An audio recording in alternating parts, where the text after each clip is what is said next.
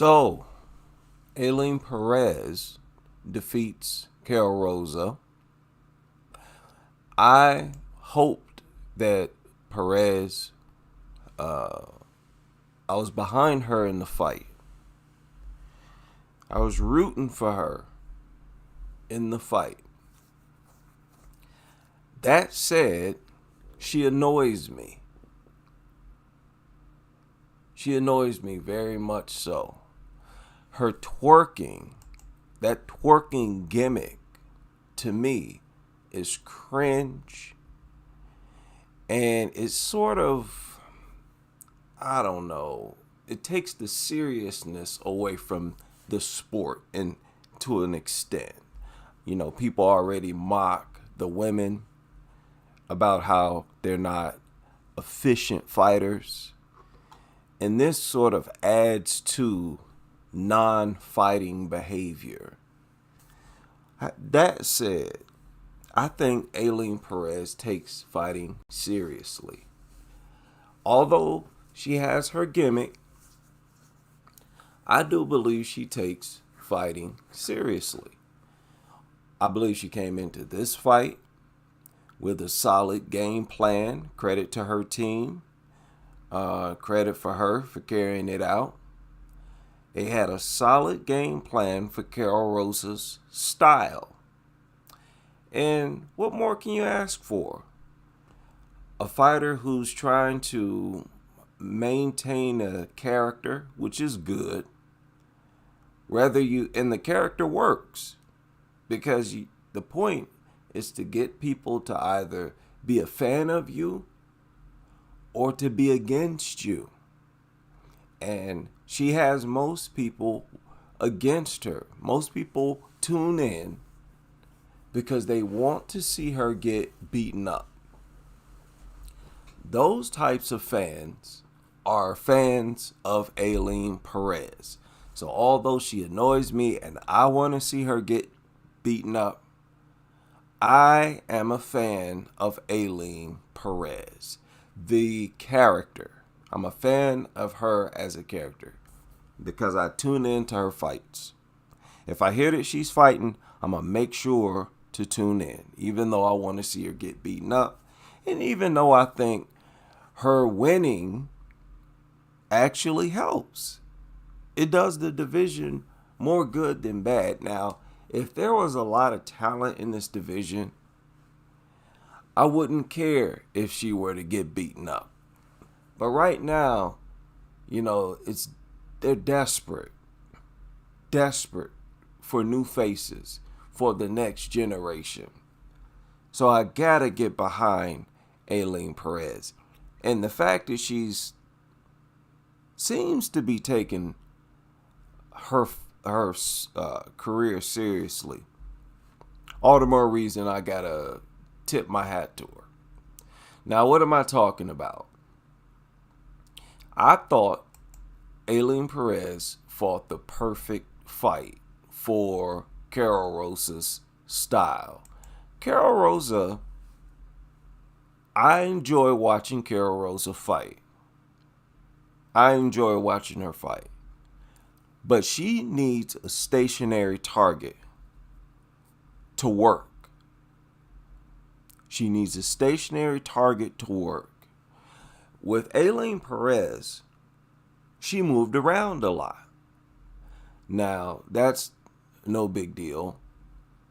Irene Aldana moved around a lot.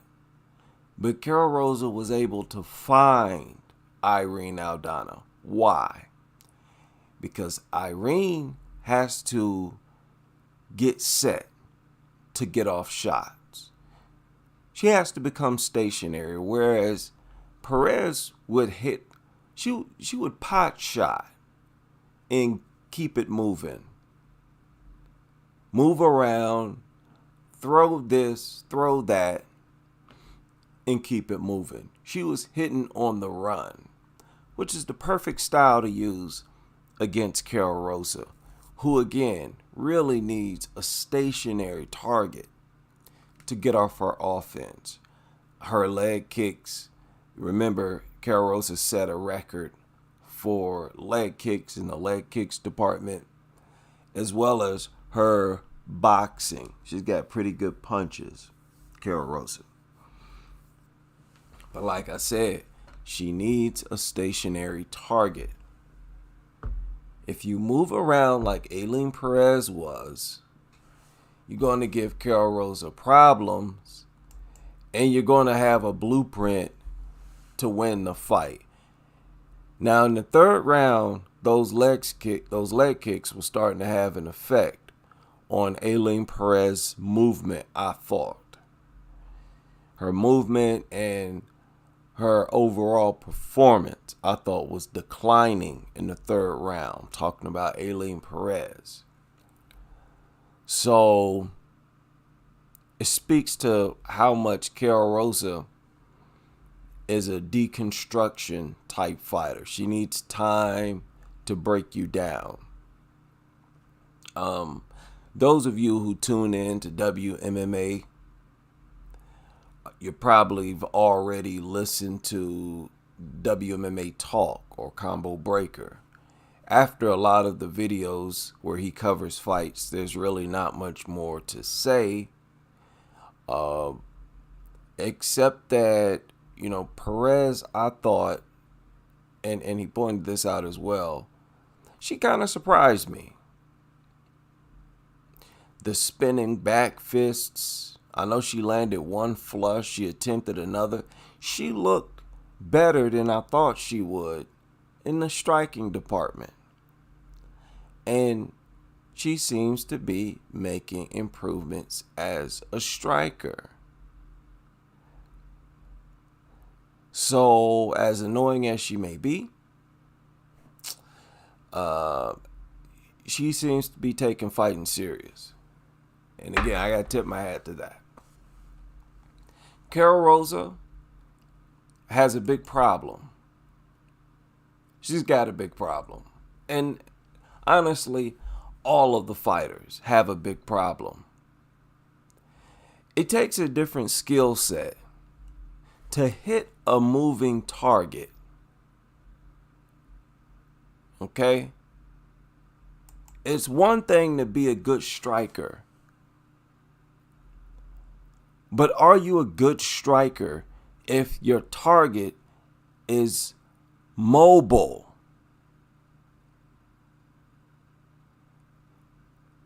If your output declines 80% once your target starts to move around, you get improvements to make still as a striker. That is Karol Rosa from this seat, the way I see it.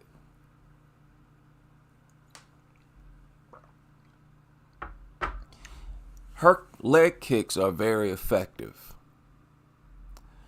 If she has you in her range, Karol Rosa's punches are very effective. She throws good elbows. She'll even slap on a good tie clinch and do good work up close. But to do all of that, Karol Rosa needs a stationary target. So, you know, hats off to her and her team for seeing that weakness in Karol Rosa and exploiting it.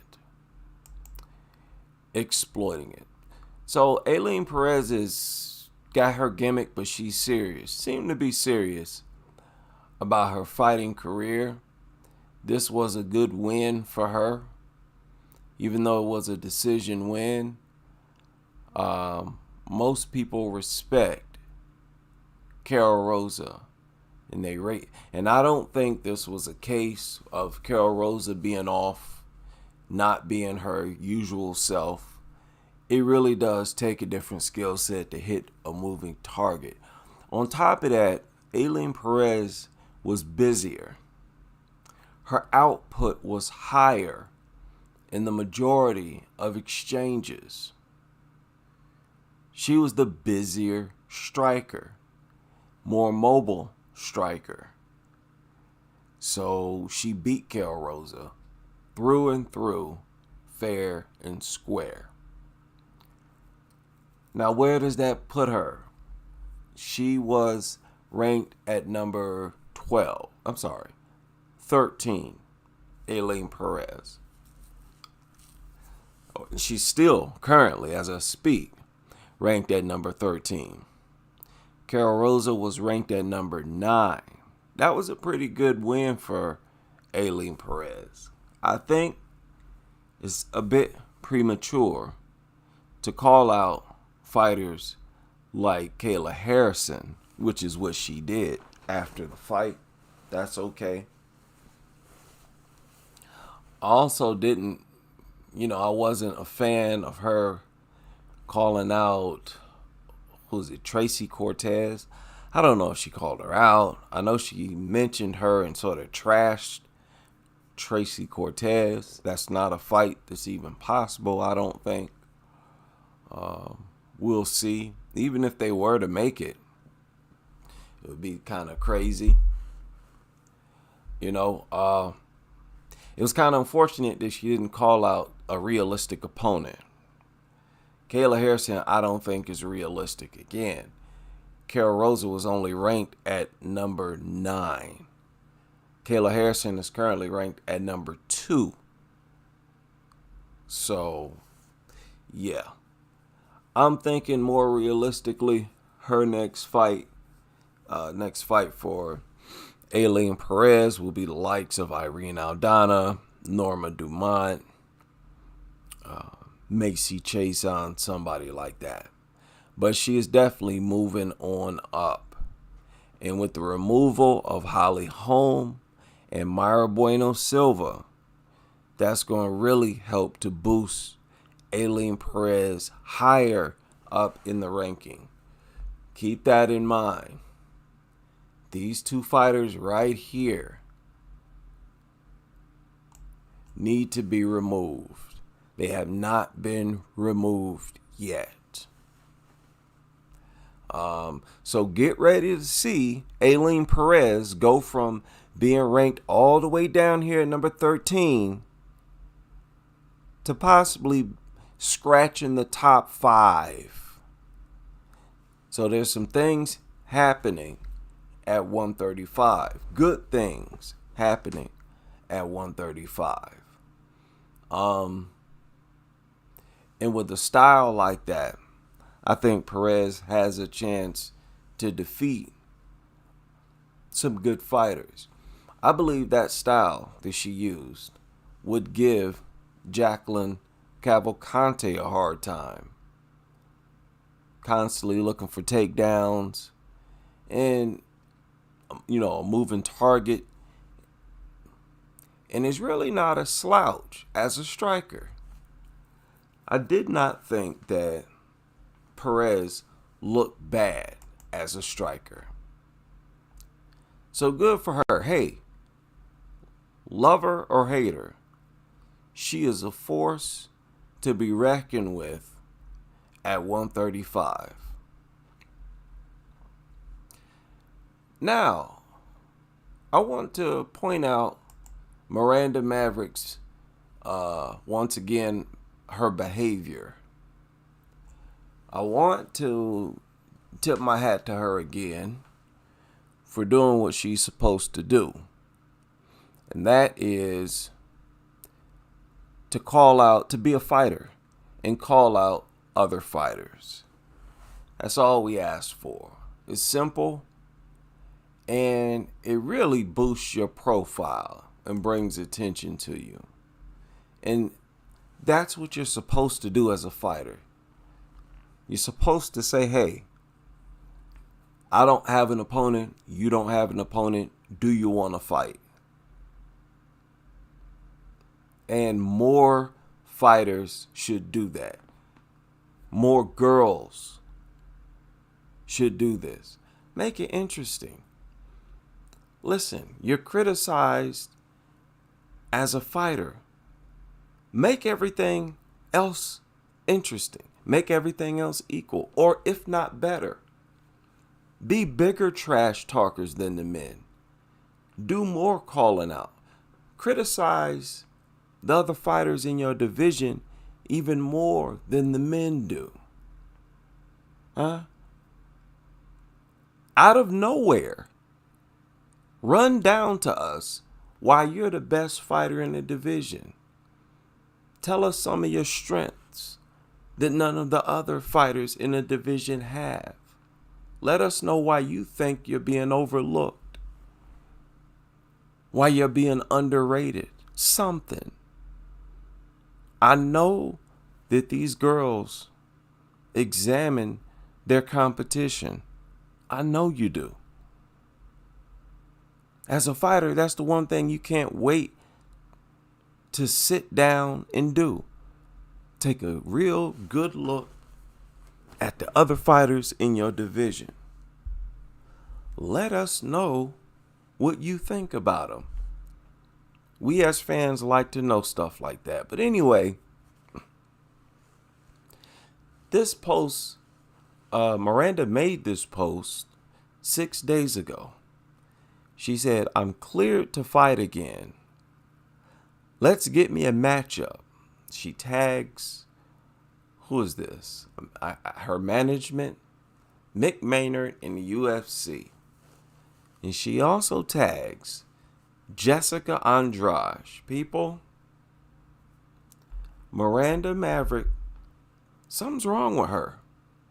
The girl is crazy for real, but in a good way.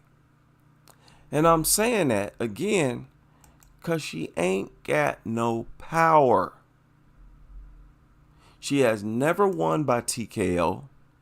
She has never just beaten the snot out of nobody. She has never knocked anybody down. She's never punched an opponent and hurt them. Andrade has knocked chicks out. It's like, Miranda, aren't you like afraid of anybody?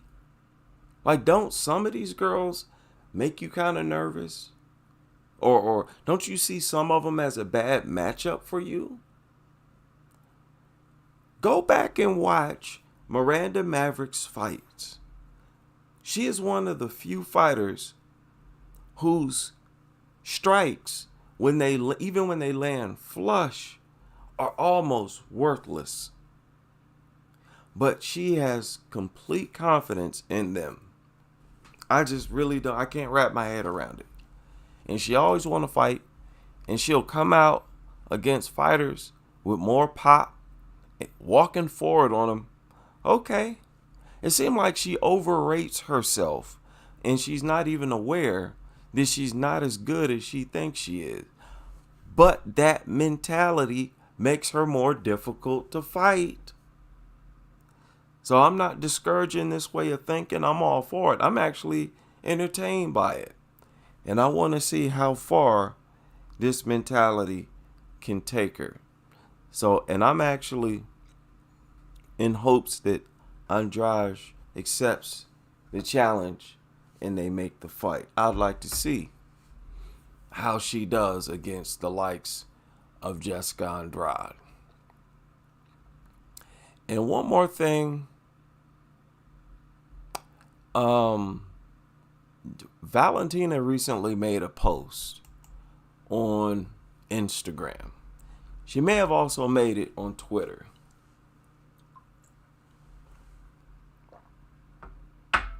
Or X.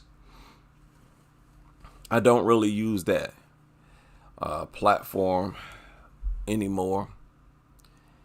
But she mentioned and was thankful to be a champion in 2 different eras. She acknowledged that she is currently fighting against a different generation of fighters. Think about it. She's been around for a while. She debuted against Sarah Kaufman. One of her stablemates, Holly Holm, just left. Several fighters she took on early in her career have retired, bounced, moved on, right? Valentina, she's not young. What is this? She's not really young, but her career is packed full of fights.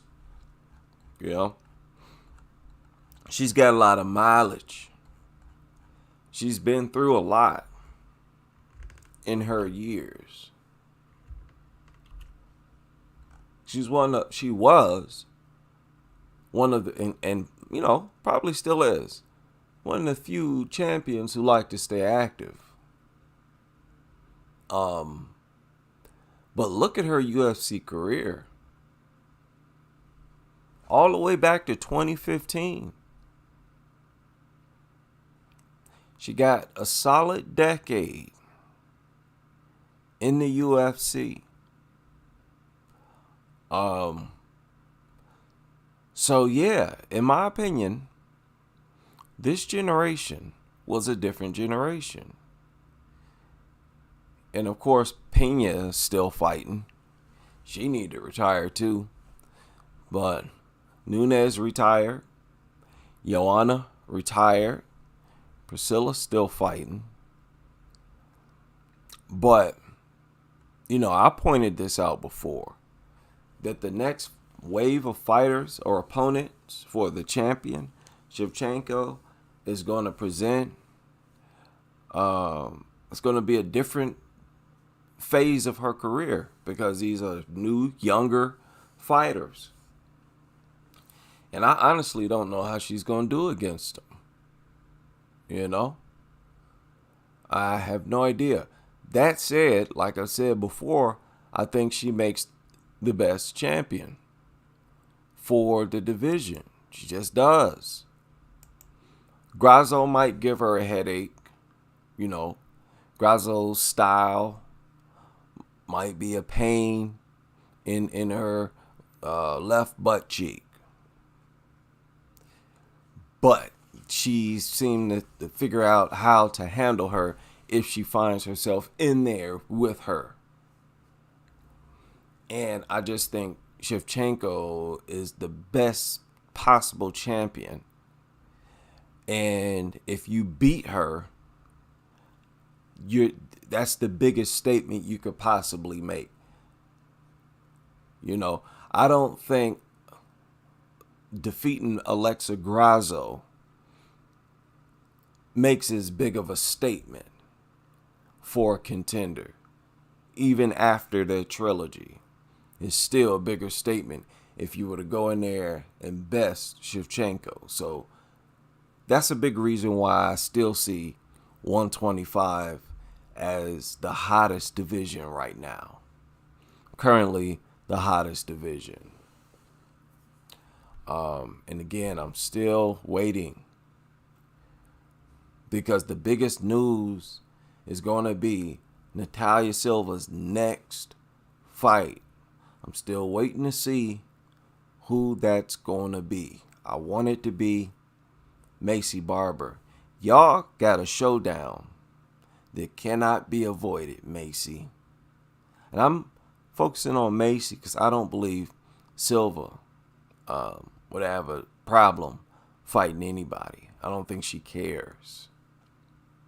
But Barber, we already know Barber has been picky. Let's just say that. All right? She's been a little picky in the past.